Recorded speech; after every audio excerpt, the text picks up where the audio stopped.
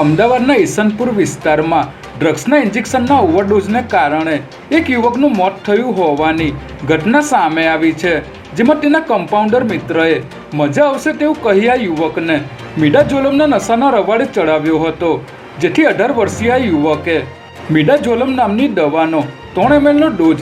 ઇન્જેક્શનમાં લીધો હતો, જે બાદ ગણતરીની મિનિટોમાં જ મોઢામાંથી ફીણ નીકળ્યા બાદ તેનું મોત નીપજ્યું હતું। ત્યારે આ અંગે મૃતકની માતાએ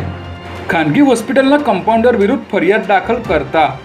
પોલીસે રાજસ્થાનથી તેની ધરપકડ કરી શાહપ્રદ મનુષ્યવધનો ગુનો દાખલ કરીને આગળની કાર્યવાહી હાથ ધરી છે। બાંગ્લાદેશમાં છેલ્લા ઘણા સમયથી હિન્દુઓ પર અત્યાચાર કરવામાં આવી રહ્યા છે, તેમજ મંદિરોમાં મૂર્તિઓ પણ ખંડિત કરવામાં આવી રહી છે, જેથી અમદાવાદના રિવરફ્રન્ટ ખાતે આજે વહેલી સવારે હિન્દુ હિતરક્ષક સમિતિ, ભારતીય જનતા પાર્ટી અને અમદાવાદ મ્યુનિસિપલ કોર્પોરેશને સાથે મળીને વિશાળ માનવ સાંકળનું આયોજન કર્યું હતું। અહીં ખાસ સભાનું પણ આયોજન કરવામાં આવ્યું હતું, જેમાં અમદાવાદ જગન્નાથ મંદિરના મહંત દિલીપદાસજી મહારાજે બાંગ્લાદેશમાં ભગવો ધ્વજ ફરકાવવાના આરોપમાં ધરપકડ કરવામાં આવેલ ચિન્મય પ્રભુને જલ્દી મુક્ત કરવામાં આવે તેવી માંગ કરી હતી।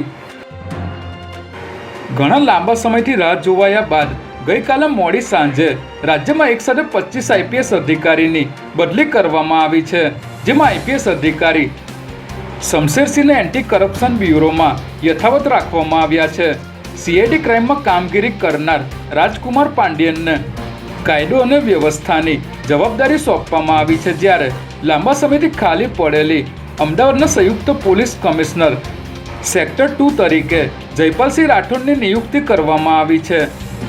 આ ઉપરાંત અમદાવાદમાંથી ઝોન 1 અને ઝોન 2ના DCPની બદલી કરવામાં આવી છે।